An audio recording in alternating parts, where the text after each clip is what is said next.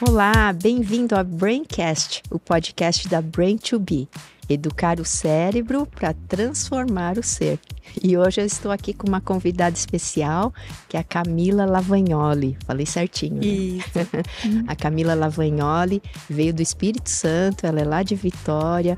Obrigada, viu, Camila, por ter vindo todo esse trechão aí. Nós estamos aqui na região de São Paulo para estar gravando esse podcast, que eu sei que vai ser muito especial e fofinho também, porque nós vamos falar de bebê, né? Do sono do bebê, que é a especialidade dela. Mas ela vai se apresentar aqui melhor. Eu sou Camila, né, Lavagnoli, eu sou pedagoga, sou psicanalista clínica e eu trabalho com o sono do bebê e como terapeuta de mães, né, há 7 anos agora. Há 7 anos. Isso. Como é que começou isso tudo, Camila? Conta pra nós. Então, é uma longa jornada, né? Quando eu me formei como pedagoga, eu trabalhei bastante tempo com educação corporativa numa multinacional. E aí eu enfrentei alguns problemas ali e acabei me desligando dessa função. E quando eu estava em transição de carreira, eu engravidei. E aí começou a minha jornada, porque eu era aquela pessoa... Hoje eu estou com 35 anos, né? Então... Jovenzinha. Então lá eu pensava que eu teria filhos com a idade que eu tenho hoje, né? E a minha prioridade não era, de fato, ter filhos, ter família. E eu acredito muito que escondendo ali as minhas dores da minha própria história, né? Então eu engravidei ali, uma gravidez não planejada. E quando a minha filha nasceu, eu tive uma gestação de risco, no momento em que a gente não estava estruturado, sabe? Financeiramente também falando, para ter um bebê. E aí eu tive uma gestação de risco e uma bebezinha prematura. E aí começou toda a minha jornada. Eu tive depressão pós-parto, que na época foi subdiagnosticada. E a minha filhinha, aos 5 meses, chegava a acordar 18 vezes por noite. 18 vezes? Ela acordava de 20 em 20 minutos. Então, a privação de sono, somada com a depressão, né, que era agravada pela privação de sono, tudo aquilo foi me levando para um lugar muito difícil. Porque também me levou para um lugar da minha história, que era a minha própria infância, né, que foi difícil. E eu chorava muito todas as noites e falava: Deus, o que o Senhor quer me ensinar com isso? Porque a sua palavra diz que filhos são herança do Senhor, que ela é um presente. Então, sendo ela um presente, por que eu tô sofrendo tanto? E tinha algum diagnóstico para ela chorar, Não. acordar tantas vezes? Não tinha. Então, assim, as pediatras diziam que era normal. Eu cheguei a fazer, na época, um serviço de consultoria de sono que não resolveu os nossos problemas. E o meu autodiagnóstico era: não nasci para ser mãe. Isso não é para mim, não é possível que seja assim. Mas... E isso agravava bastante a sua depressão pós-parto. Sim. Então você foi concomitante com a depressão. A depressão veio antes ou o distúrbio de sono dela veio primeiro? A depressão veio um pouquinho antes, assim. Ela nunca dormiu bem, mas o sono foi piorando ao longo do tempo. E quanto pior eu e ela dormíamos, pior o meu quadro depressivo ficava, né? E ali, chegando aos 8 meses, mais ou menos, eu tive uma conversa séria com Deus. Falei: Senhor, a verdade que tem aqui na sua palavra não é a verdade que eu tô vivendo dentro da minha casa. Então, me ajuda. Eu preciso entender o que eu preciso fazer aqui, né, para mudar essa história. E aí eu lembro que eu fui a uma pediatra do nosso plano de saúde, uma senhora muito sábia. Cheguei chorando. Eu falei assim: olha, eu vim para chorar e para dizer que eu preciso de ajuda e eu não posso ouvir que é normal um bebê não dormir, porque eu não tô aguentando mais. E aí ela me disse: minha filha, você precisa ensinar a sua filha a dormir. Falei: mas como? Que hoje eu paguei um serviço de consultoria de sono, não deu certo. E eu lembro que ela imprimiu uma matéria de uma revista e me entregou. Ela falou assim: estudando, estude sobre o sono do bebê. E aí eu peguei aquela matéria como uma resposta de Deus para minha vida e comecei a aplicar o método que aquela matéria ensinava. E eu resolvi os problemas de sono da minha filha e me tornei a amiga do parquinho que ajudava outras mães. Imagino, porque acho que o maior drama, né, do recém-nascido é o sono. Sim. Porque uma mulher jovem que às vezes não está acostumada nem acordar nenhum horário na madrugada, aí começa a ter que acordar todas as noites, vai cansando, ela começa com aquela super boa vontade da amamentação e depois vai se cansando, né? Vai tendo esse desgaste por não dormir também, porque a gente sabe quanto é importante, né, para todo ser humano dormir. Inclusive a gente está com um e-book de sono aí gratuito para quem quiser acessar, mas a gente vê que isso vai afetando a saúde mental da mãe, né? E aí vai uma coisa influenciando na outra. Sim. Né? E aí eu comecei a ajudar essas mães, né, do parquinho que tinham situações semelhantes, e eu comecei a me ver num dilema, porque antes eu queria trabalhar e não tinha muitas propostas, agora eu queria ser mãe e tinha muitas propostas de trabalho. E eu fui uma filha de uma mãe que trabalhou muito, assim, e porque ela criou a minha irmã sozinha. E aquela ausência era algo que eu não queria viver como mãe, né? E aí, mais uma vez, eu fui lá, Senhor, o Senhor resolveu o problema de sono da minha filha, que me ajudou. Agora eu tô com outro problema. Eu não queria o bebê, o Senhor me deu. E agora eu tenho a responsabilidade de ser mãe dela. Então me ajuda a ser mãe da minha filha. Eu não quero sair de casa às 6 horas da manhã e voltar às 10 da noite e deixar uma escola criar minha filha. Eu quero ser mãe. E aí eu passei um período orando e pedindo muito a Deus que me direcionasse com algo que me permitisse ser mãe. E eu lembro que numa dessas ocasiões, assim, o meu marido estava me cobrando uma decisão, assim, amor, você não pode mais continuar recusando propostas de trabalho, a gente precisa e tal. Eu lembro que eu fui pra minha cama ali, ajoelhei e falei assim, Deus, eu preciso que o Senhor me responda hoje. Eu não posso mais esperar, porque eu não quero desonrar o meu marido, né? Eu não quero deixar de fazer aquilo que a minha família está precisando, mas o Senhor sabe que eu quero ser mãe. E aí eu lembro que ao levantar daquela oração, eu abri o meu Instagram e veio um anúncio. Eu, consultora de sono, eu entendi que ali estava a resposta que eu tanto procurava, né? E aí eu falei, Deus, se isso for do Senhor para minha vida mesmo, que ele concorde, que o meu marido concorde, porque não havia concordância em nenhum tipo de empreendimento até então, né? E aí eu lembro que ele chegou do trabalho, eu falei, olha, eu acho que eu tenho algo de Deus aqui para minha vida, mas eu preciso saber qual é a sua opinião. O que você acha de eu estudar para ser consultora de sono? Ele, eu acho ótimo. E eu lembro que a gente estava numa fase financeira muito difícil, a gente dividiu aquela formação em 36 meses. Eu falei, nossa, no aniversário de 3 anos da minha filha, eu vou estar concluindo essa formação, esse pagamento. Mas foi um mergulho na dependência de Deus, assim, sabe? Porque aí eu fiz aquele curso e eu falei, Deus, e agora? Eu não conheço muitas pessoas, eu não tenho influência, eu não tenho quem me indique. Como vai ser? Né? E aí eu falei, da mesma forma como o Senhor me deu essa resposta daquilo que o Senhor tinha para minha vida, que o Senhor traga até mim as mulheres que precisam de ajuda. E eu lembro que a minha primeira cliente foi uma mãe do interior do Amazonas, de uma cidade chamada Maués, que me encontrou de madrugada no Instagram.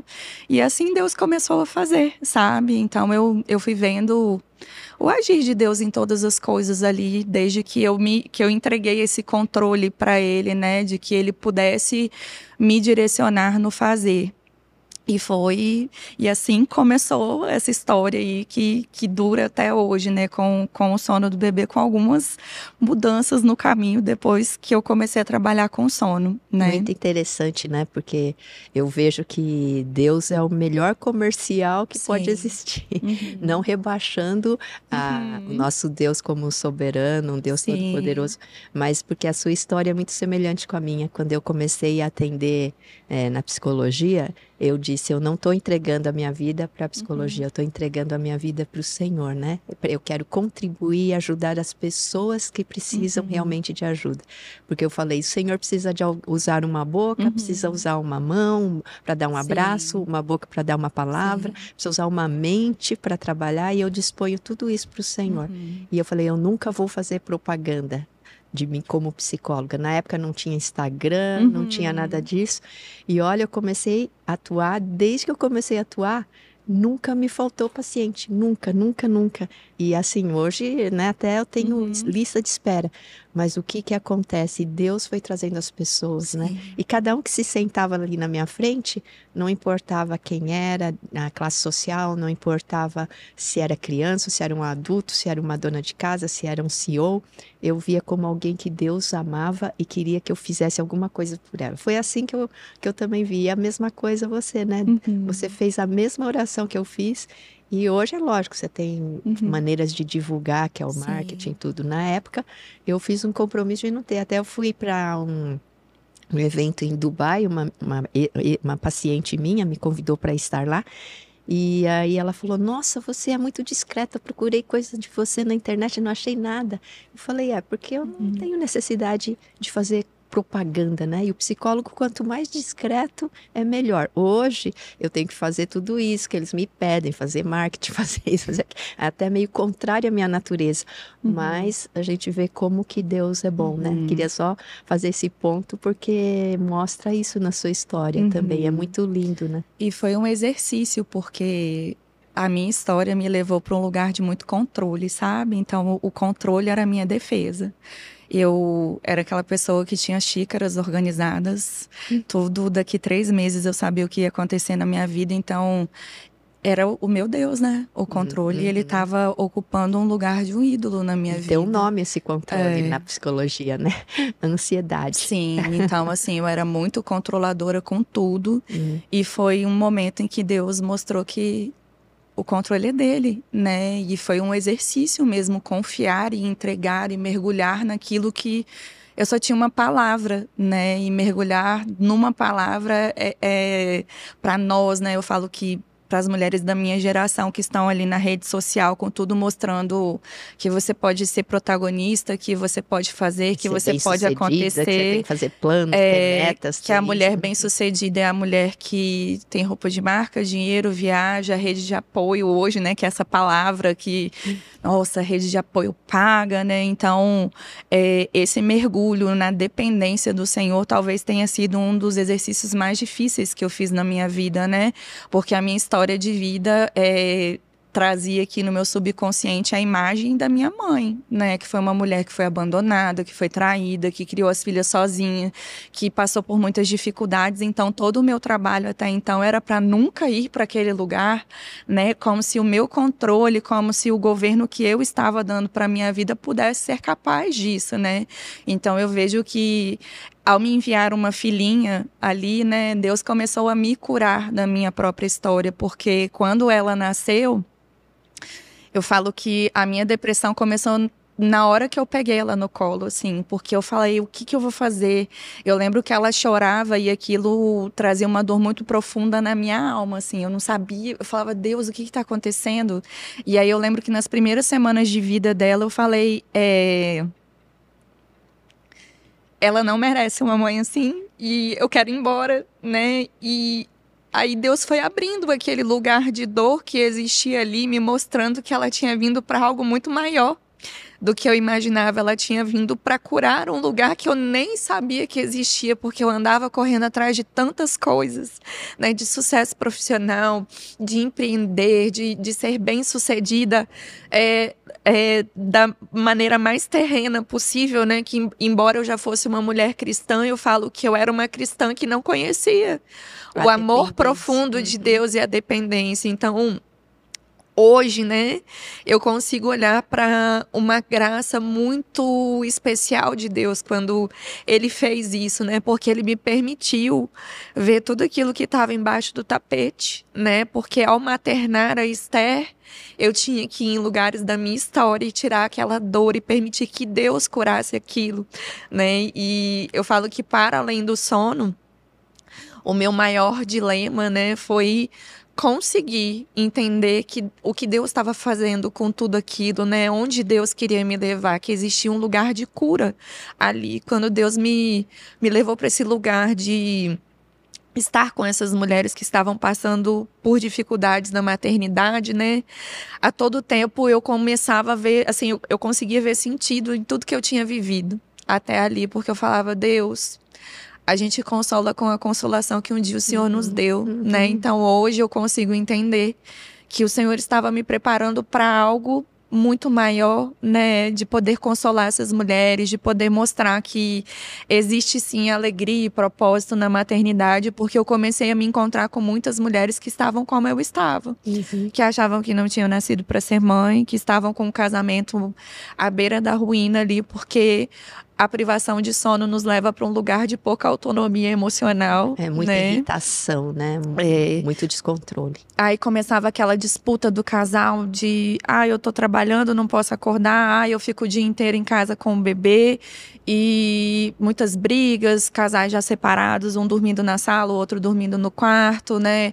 Mulheres à beira de uma falência emocional, assim, às vezes já há 2 anos sem dormir uma noite completa, acordando ali 10 vezes por noite. Então, eu conseguia olhar para essas mulheres e sentir compaixão, sabe? E talvez se eu não tivesse passado por tudo aquilo, talvez eu olhasse para elas só como mulheres que não se prepararam muito bem para o desafio da maternidade, né? Porque quando eu estava grávida, assim, eu lembro que o primeiro recém-nascido que eu peguei no colo foi quando eu estava grávida. Então eu não tinha experiência nenhuma com bebês, assim, sabe? E a imagem que eu tinha do bebê era de um bebê bonzinho, que ia mamar. Ia dormir. Então, aí todo mundo falava, aproveita para dormir agora, que depois você não dorme mais. Eu falava assim, ai gente, mas bebê só mama e dorme. Como assim? As pessoas são más de falar isso, né? Falar isso para uma grávida. Ninguém falou que tem que arrotar, tem que ficar um tempinho em pé, não pode deitar, que essa amamentação dura às vezes quase 1h30, às vezes, né? Sim, e eu tinha uma visão totalmente... Nossa, irreal, assim, do que era cuidar de um bebê, né?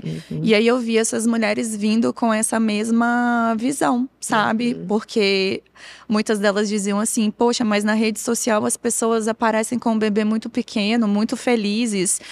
Aí vinha a questão do corpo também. As influencers já ali com um bebê de 6 meses já estão com um corpo bonito, tem um casamento bom, viajam com o bebê.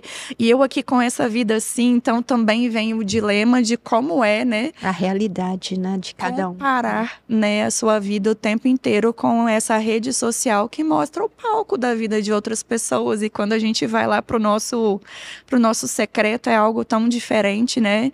E ao longo desses anos eu fui entendendo também que muitas vezes o sono ele escondia outras coisas muito mais profundas, né? Que o lugar do sono era um lugar que escondia a dor emocional dessa mãe, como a minha ficou escondida há muito tempo, né?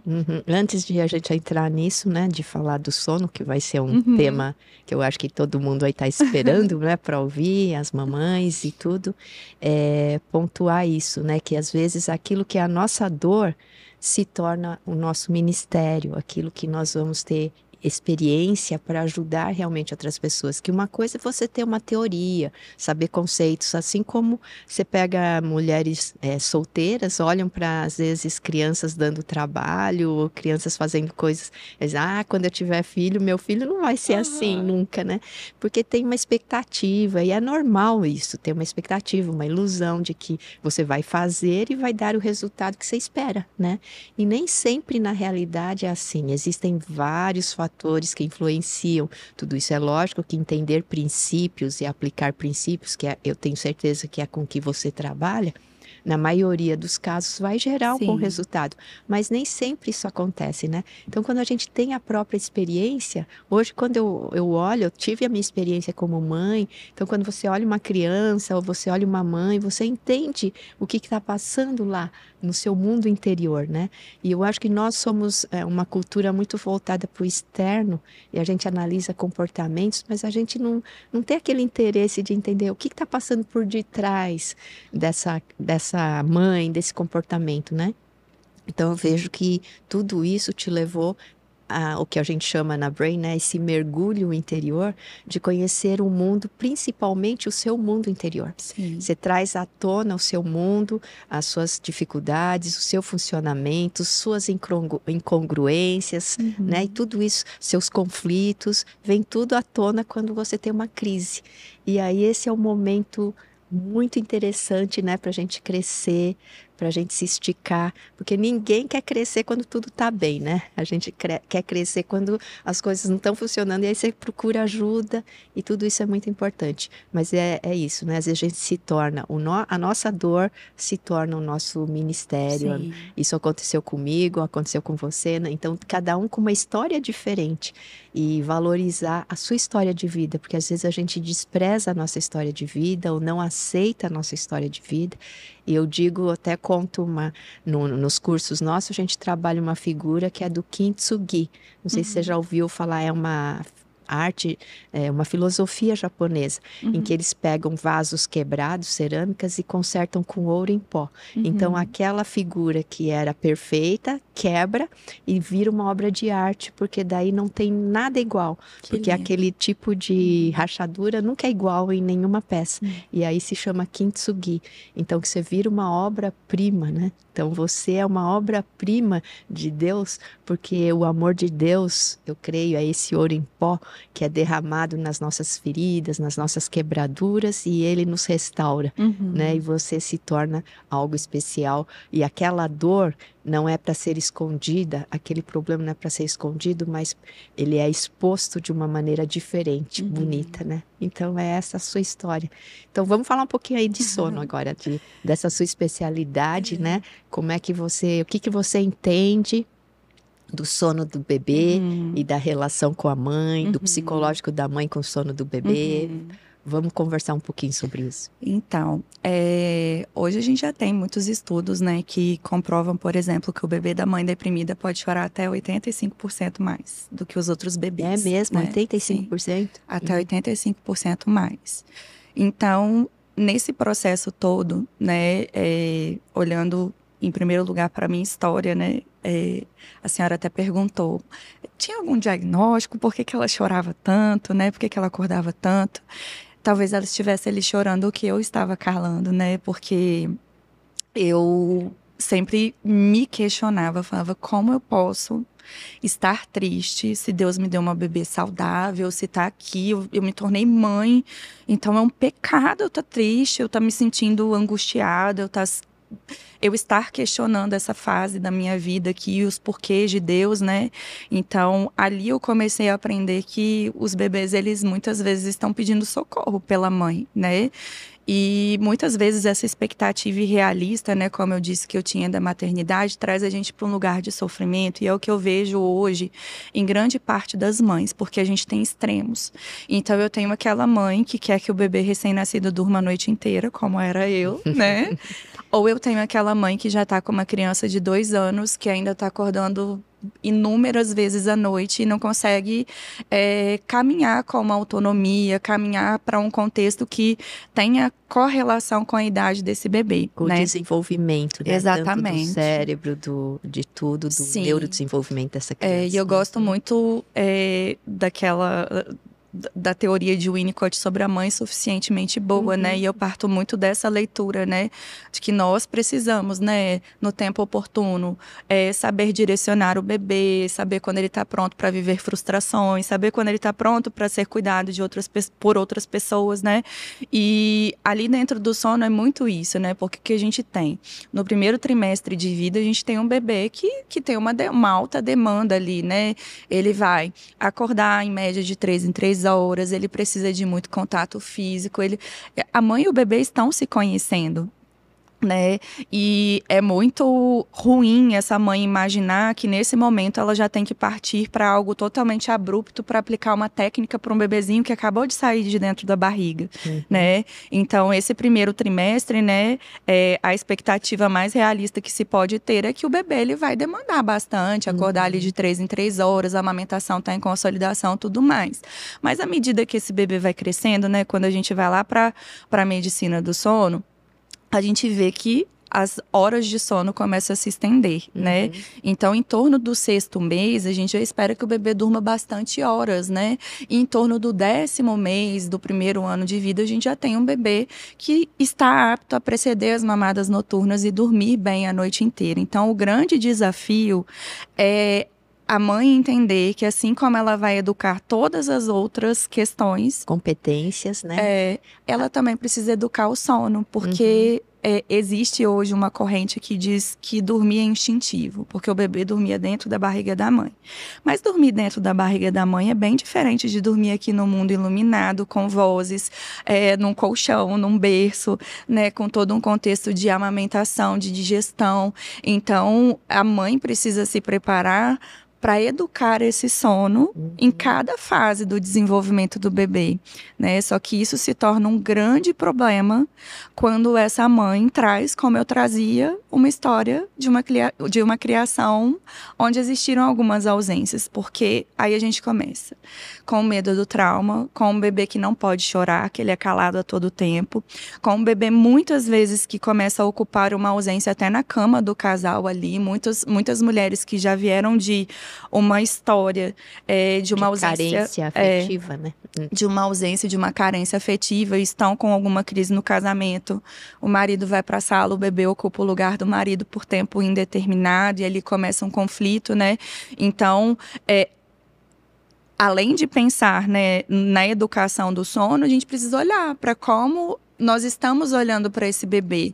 Se é sobre o traumatizar o bebê ou se é sobre a minha dor, né? Se é sobre o bebê precisar de mim ou se é sobre eu precisar daquele bebê o tempo inteiro comigo porque ele está ocupando um lugar que não é dele, né? Ontem mesmo eu estava respondendo algumas perguntas ali no Instagram e uma mãe me mandou assim, olha, eu tenho um bebê, eu não lembro exatamente a idade, mas já era um bebê maior. Ele dorme na cama compartilhada e mama a noite inteira, mas eu sinto que eu estou muito apegada. Então, em muitos casos, é o apego daquela excessivo, mãe, né? E não a necessidade do bebê. E foi trabalhando com essas mães, né? E vendo quantas questões da mãe estavam presentes ali, que eu também comecei a estudar sobre saúde mental. Eu falei, não adianta eu olhar para o bebê e não olhar para essa mulher, porque no meu caso, quando eu tomei uma decisão, me encorajei, comecei a cuidar da minha saúde mental, eu consegui vencer os desafios tanto no sono da minha filha, quanto no meu casamento, na minha vida, né? E entender que aquela dor não dizia respeito ao bebê que tinha chegado em si, mas à minha história, né? E poder, em parte, né, superar os seus medos. Sim. Então, quando ela começa a perceber quais são os seus próprios medos e ter consciência disso, ela pode, né, gerar uma força um pouquinho maior para regular isso, ressignificar esse momento, não na percepção do medo, mas na percepção mais saudável de valores, do que você entende que é bom para a criança, porque muitas mães já têm conhecimento intelectual, leram, estudaram, sabem, mas chega naquele momento de pôr na prática, o medo, a gente chama na Brain, né, de sequestro emocional, ela é sequestrada, e aí a parte que poderia regular esse medo, que é a parte mais cognitiva, racional, acaba sendo impedida de atuar, e o que atua é o impulso vindo do medo, que o medo sempre gera um impulso de ação. E aí então ela impede, ela não consegue. Então é muitas que vão dizer assim, eu quero, mas não consigo, né? Então entre esse querer e o conseguir, o entender e o aplicar, existe toda essa parte da mente que precisa ser organizada, tratada, para que você possa, até inclusive eu vejo, hoje eu sou avó, né? Até pôr limites para aqueles que estão à volta, porque nem sempre é só a mãe que coloca aquele bebê num lugar de resolvedor afetivo. Às vezes até as avós colocam nesse lugar. Então tudo isso pode ir gerando que não é o lugar do bebê, né? O lugar do bebê, ele não veio para suprir suas carências afetivas. Então quando começa esse processo de educar, que a gente chama aqui de educar também o cérebro. Todo o processo educativo é muito importante para que esse bebê cresça saudável, né? Então é quando você pensa em saúde do bebê e não quando você pensa só em desenvolvimento ou suprir o choro do bebê. A educação é pensar no melhor, né? E não só resolver o aqui ou agora, né? Isso. E é desafiador, né, para muitas mães saírem desse lugar onde o choro, ele só expressam sofrimento, ele expressa uma ausência e para o choro como uma comunicação do bebê, né? Eu converso muito com as mães e falo, olha, seu bebê não vai conseguir dizer, sentar com você e conversar e falar assim, olha, mamãe, tô muito chateado porque até ontem você me levava para sua cama e agora você decidiu me colocar nesse berço. Não gostei. Ele vai chorar, né? E qual é o nosso papel? De acolhimento. E aí, como eu vinha falando, né? Eu comecei a me interessar em estudar sobre saúde mental quando eu vi que muitas mães não conseguiam ir para esse lugar de acolhimento. Como eu tive muita dificuldade de ir e de conceber que o meu papel era um papel de acolhimento e não um papel de apagar incêndios o dia inteiro em relação ao choro, né? E foi um mergulho muito interessante, né? Porque eu comecei a olhar para muito além do bebê, né? Porque senão a gente fica naquela ótica ali de que está tratando o problema do bebê, né? Mas por trás desse bebê existe uma mãe e uma família, né? E muitas vezes ali o sono do bebê ele só é a pontinha de um iceberg que é muito maior, né? E estudando mais sobre saúde mental, né? Eu me formei como psicanalista clínica, estou terminando a formação como terapeuta cognitivo-comportamental. Eu comecei a ajudar essas mães e atuar como terapeuta com elas, né?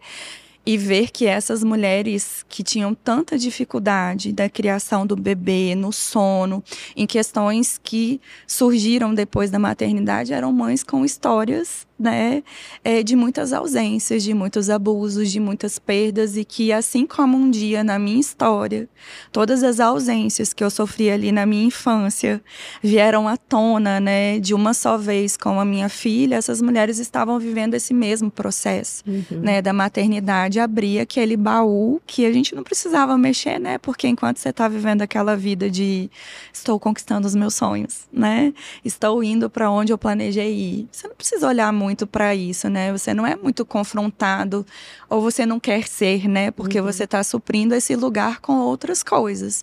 Mas quando você se vê ali dentro de casa com um bebezinho pequeno, né? E tendo que buscar referência, é inevitável. Que depende de você somente, né? Quase que 100%. Eu acho que o que desespera muito uma mãe no início é que é só ela, não tem como, o mamar é dela, né? O relacionamento esse íntimo com a mãe é totalmente diferente de qualquer outro. Então a gente se sente numa vulnerabilidade e muitas já carregam, né? Já trazem da sua infância ou da sua história essa questão da incapacidade, de questionar a sua capacidade e não entendem que é possível aprender, que você está começando, que tudo você não vai ser perfeita, vai ter o seu jeito de ser, mas adaptando alguns princípios, né? Então tudo isso eu acho que vai meio que trazendo uma desorganização mental nessa mãe. E aí gera todo um conjunto, né, de comportamentos, de sentimentos que ela não sabe lidar. Então, aí é o bebê no caos e a mãe no caos, né? Então, primeiro tem que lidar com a mãe para que a mãe lide com a criança, né? E muitas vezes a mãe no caos com uma rede de apoio ali, né? Que não está preparada para lidar com essa demanda emocional da mãe, né? Na maioria das vezes, as mães, né, trazem que soa muito cruel quando ela está num momento emocional de fragilidade e aí alguém da rede de apoio diz, ser mãe é assim mesmo. A fulana criou 15 filhos, não tinha ninguém para ajudar e você não está dando conta de um bebê. Então, é muito conflituoso para a mãe, né, escutar certos tipos de fala. E precisa ser uma decisão muito corajosa dessa mãe entender que ela pode romper com tudo isso e buscar ajuda para conseguir lidar com essas emoções, conseguir lidar com essa história e se tornar a mãe que ela sonha em ser, né? O acolhimento, né, é uma palavra bem utilizada, mas vamos aqui falar um pouquinho, aprofundar mais, né, o que é um acolhimento. Porque muitas mães, quando eu converso com muitas mães também, e elas pensam que acolher uma criança é simplesmente aceitar todo aquele comportamento e validar todo aquele comportamento sem educar, né? Então, é uma diferença entre você acolher, se acolhe aquela emoção ou aquele sentimento ou aquilo que você percebe que a criança está passando, mas isso não significa que você não deva educar e dirigir aquilo para um outro lugar, né? Então, vamos falar de crianças pequenas, não do bebezinho do sono. Às vezes a criança chega da escola triste, chorando, que teve algum problema, e a mãe ela acha que acolher é entrar no lugar daquela criança e até às vezes sair agindo, indo lá resolver o problema pela criança, né? Então, a gente sempre explica que validar e acolher é dizer, olha, eu entendo o que você está passando, vem aqui, dá um abraço, você está triste, você queria que a sua amiguinha brincasse com você, não é isso, tal. Daí, depois juntas, depois que você fez esse vínculo com a criança, levar a criança para a direção que é melhor naquele sentido, né? Então, acolhimento é isso. A mãe acolhe aquilo do bebê, acolhe a sua própria dor, acolhe a sua própria sensação de incapacidade, mas começa depois a levar para um outro lugar, baseado nos seus valores. Aí, por isso que algumas nessa hora precisam de ajuda externa, porque não sabem para onde ir, né? Entenderam que são humanas, que têm uma própria dor, mas não sabem, agora vou ficar nessa dor, então acolho essa dor e fico chorando essa dor. Não é isso, né? Então é aprender a acolher para olhar para outro lugar, que quando você acolhe, tem consciência e aceita, você entra na possibilidade de sair desse lugar e olhar para outras direções, né? Parece que antes de aceitar, você fica rodando em volta daquele lugar. Você fica que nem cachorro. Muitos pacientes meus, às vezes, usam essa expressão. Eu tô que nem cachorro correndo atrás do rabo. Fica ali, né? Mas aí, quando para ali, olha, vê o que está acontecendo, toma consciência, aí tem a capacidade de olhar para frente e dizer, é para lá que nós vamos, né? Então, eu acho que esse que é o grande papel que o terapeuta, ele não leva a pessoa, mas ele mostra uma perspectiva da onde dali ela pode caminhar para ir, dentro da própria realidade, dando pequenos passinhos, mas continuar caminhando, né? Porque eu acho que muito da depressão, desse problema, é um problema de você sentar num lugar e ficar. Eu uso muito o Salmo 23, porque foi algo que me ajudou num período de doença até física, que eu passei pelo câncer, mas aquele versículo que diz, ainda que eu ande pelo vale da sombra da morte, não temerei mal algum, porque tu estás comigo, aquilo lá me tirou do lugar, me fez continuar andando. Então, ainda que eu ande, mas não é ainda que eu sente, que eu deite, sabe? E muitas sentam, deitam e ficam naquele lugar. Mas Deus nos dá uma promessa, continua andando. E às vezes para continuar andando é que você precisa de ajuda. Porque você está com a perna quebrada, você está com pouca força, mas às vezes você tem que continuar andando, porque ali na frente você vai encontrar uma outra realidade, né? Então, esclarecendo, o que você pensa sobre isso? Esse acolhimento, essa validação emocional, né, da mãe, é importante que ela saiba que não é um lugar para ela ficar, né? Mas é um lugar para ela aceitar e depois do aceitar ela ter a possibilidade de caminhar. Não sei se trabalha assim com as suas... Sim. E é numa perspectiva muito de que nós não podemos nos esconder atrás dos nossos filhos, né? Porque o filho, ele pode revelar uma situação difícil, mas esse filho vai crescendo.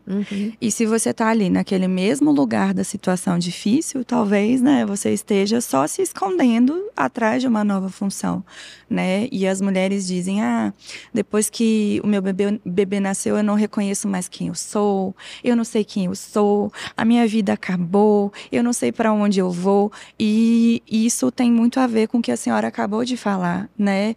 De caminhar, de entender, olha, se aquela vida de antes não existia, qual a vida é possível agora, né? Qual vida é possível agora? Quais escolhas eu tenho, né? E eu vejo que um grande dilema, né, que a maternidade traz, junto com essa nossa época de sermos mães das redes sociais, né? É que as mães hoje tem muita dificuldade de fazer escolhas baseadas em sua própria realidade. Então, elas recorrem ali à rede social para fazerem escolhas baseadas naquela figura pública perfeita, né, que tem uma posição de destaque na rede social, né? Eu passei por esse dilema no começo da minha maternidade, esse também era um lugar de sofrimento. Eu comecei a me sentir uma mãe insuficiente quando eu via as pessoas realizando prodígios ali, e eu sem sequer ter lavado o cabelo ainda naquele dia, né? Então eu falava, gente, o que Como acontece? que elas dão conta, né? E eu não. Nossa, como que esse casamento é tão bom e o meu não? Como as pessoas viajam tanto e eu não? Então você se coloca no lugar do eu não, da insatisfação e para de olhar para suas possibilidades, né?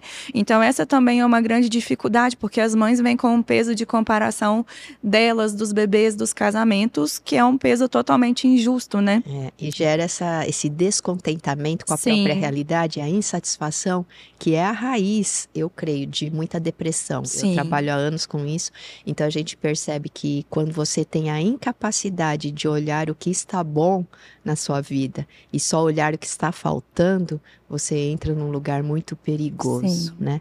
Um lugar em que você pode caminhar para um processo de não aceitar a sua vida e não melhorar a sua vida, né? Então eu Sim. digo, a referência para nós é a nossa própria vida. Sim. Então, hoje melhor do que ontem, amanhã Sim. melhor do que hoje, né? Então, hoje eu não estava conseguindo lavar o cabelo a cada 3 dias, essa semana. Agora eu já dei uma adaptada, o bebê já tá, mas assim, já tô conseguindo lavar o cabelo e secar, né? Quer dizer, você tem que se alegrar com os seus alcances. Sim. E esses alcances são pequenas mudanças que você vai fazendo. Até agora surgiu esse livro tão famoso, né? Que é o Hábitos Atômicos. E é isso, porque as pequenas mudanças é que vão gerando o seu desenvolvimento, né?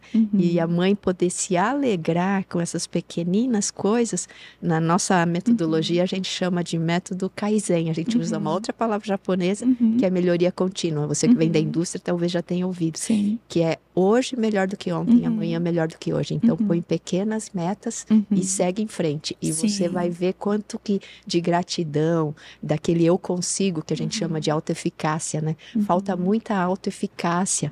E essa autoeficácia você vai construindo à medida que você vai pondo pequenas metas e conseguindo. E aí a autoeficácia é aquela sensação, eu consegui. Sim. Sem essa sensação, você nunca vai desenvolver autoconfiança nem boa autoestima. Porque ela faz parte, né, dessa construção. Eu falo de uma equação. Então, começa pondo pequenas metas, né? E dizendo, eu consegui. Nossa, eu consegui, que maravilha. E celebra isso. Porque a gente celebra muito, eu não consigo.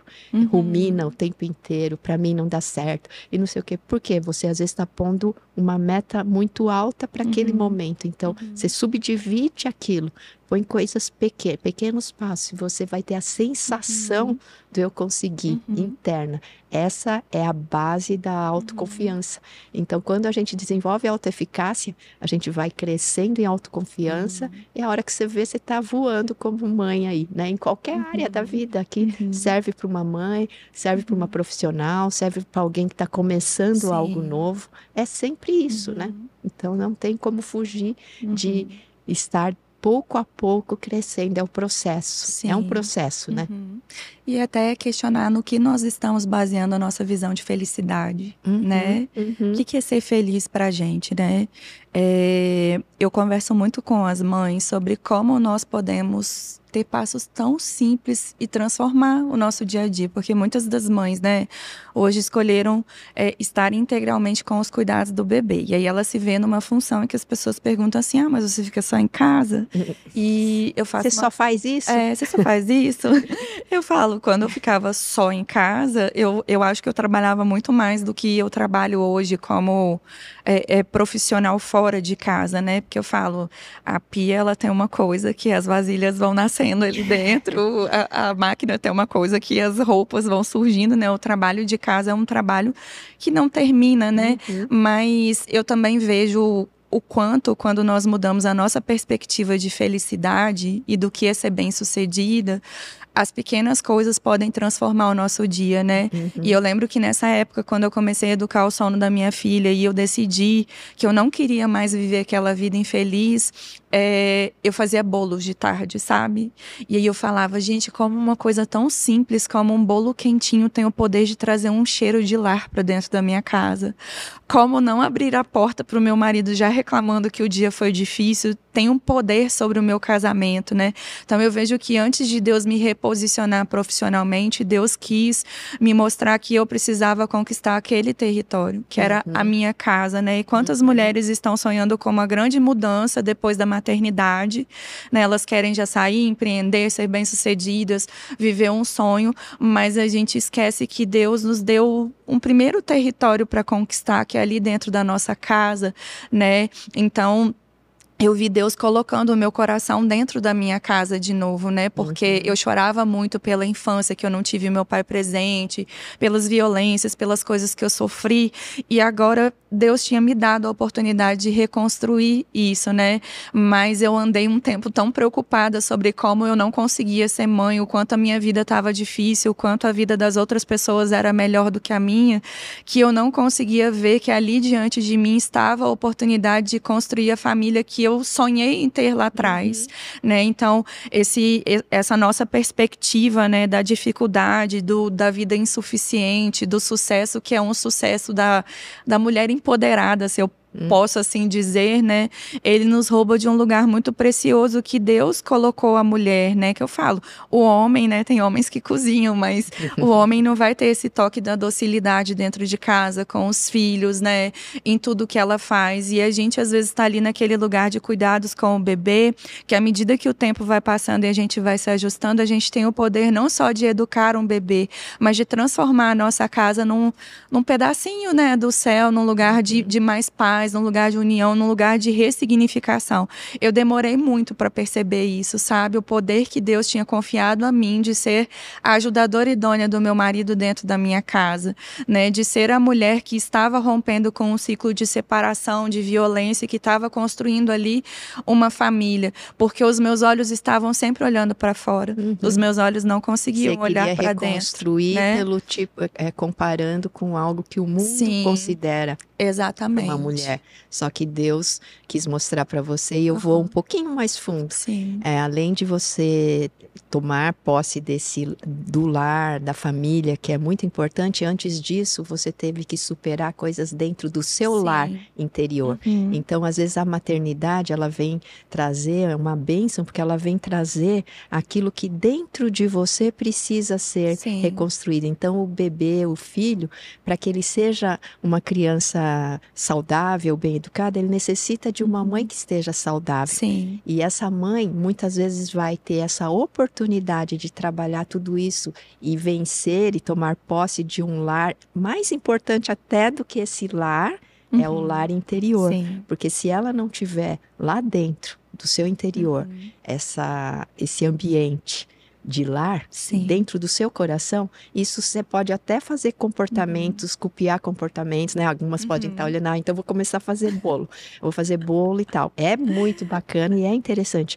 Mas se você não, primeiro lugar, você não ressignificar e não tomar posse do seu mundo interior, não vai ser o bolo que vai trazer isso. Então, esse conjunto, né, foi através de atitudes simples, que podem ser diferentes para quem está nos assistindo, mas que venham também ajudar você a tomar posse, em primeiro lugar, ser líder e protagonista dentro do seu coração, né? Para que depois você possa ser uma líder para o seu filho, para que depois você possa ser líder na sociedade. Então, eu acho que é um conjunto, né, de curas que vem e começa sempre, eu penso, a cura verdadeira, ela começa no interior da pessoa. E essa é a oportunidade que a mãe tem, né? Nós teríamos aqui para conversar né, a tarde inteira aqui, que a conversa está muito boa, mas estamos chegando no final da nossa gravação. Foi muito gostoso estar aqui. Espero que muitos possam assistir e ser abençoados por esse episódio, né? Que bom que você se especializou nisso e tem podido ajudar tantas mulheres, porque no meio também de tanta coisa difícil e ruim, eu vou chamar ruim, que existe nas redes sociais, tem muita coisa boa, né?